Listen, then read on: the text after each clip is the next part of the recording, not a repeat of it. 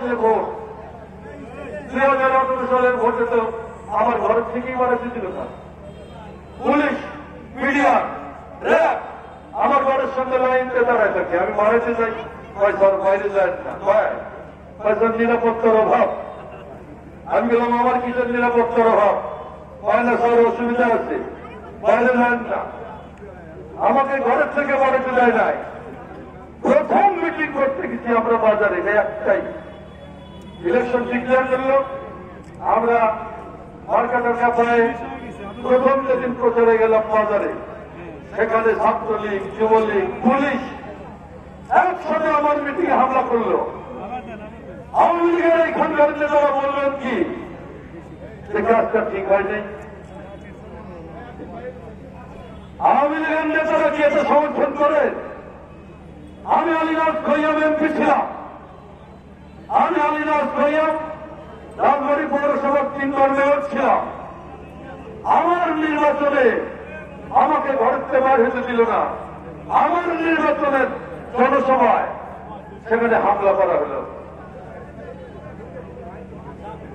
এইভাবে পরের সমস্ত পার্লামেন্ট নির্বাচন হচ্ছে, কোন নির্বাচন হয় নাই।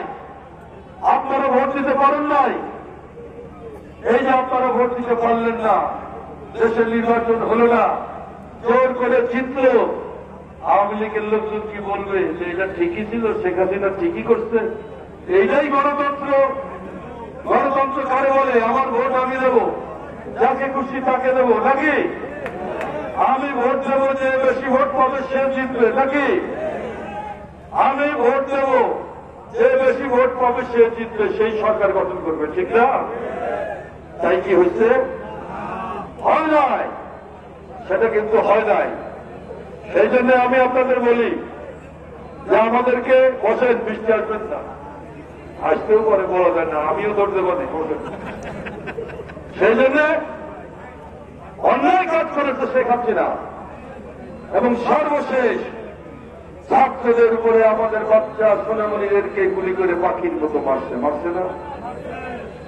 1400 মানুষ হত্যা করা হয়েছে। 1400 মানুষ, ছাত্র, যুবক, শিশু, মহিলা, তাদেরকে হত্যা করা হয়েছে। তাদেরকে হত্যা করে আপনি দেখেন শেখ হাসিনা ক্ষমতায় টিকে থাকার চেষ্টা করছে, পারছে? পারে নাই। শেষকালে শেখ হাসিনা কোথায় গেল? পালায় গেল। কোথায় গেল? পালায় গেল। এ হল নিয়তি। ক্ষমতা হাতে নিয়ে যদি তুমি দম্ভ করো, ক্ষমতা হাতে নিয়ে তোমার যদি অহংকার তৈরি হয়, আল্লাহ বলছেন অহংকারী লোককে আল্লাহ পছন্দ করেন না। করে শেখ হাসিনার অহংকার হয়ে গেছে। শেখ হাসিনার সমস্ত নেতা কর্মীরা লুণ্ঠন করছে, লুটপাট করছে, লক্ষ লক্ষ কোটি কোটি টাকা তারা বিদেশে পাস করছে। একজন মন্ত্রীর লন্ডনে 300 বাড়ি, লন্ডনে। আরেকজনের মনে করে দিলাম 3000 কোটি টাকা সে নিয়ে কাটে পড়ছে।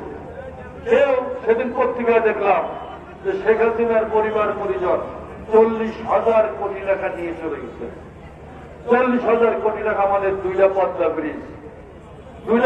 ব্রিজ পকেটে করে নিয়ে চলে গেছে। বুঝতে পারছেন?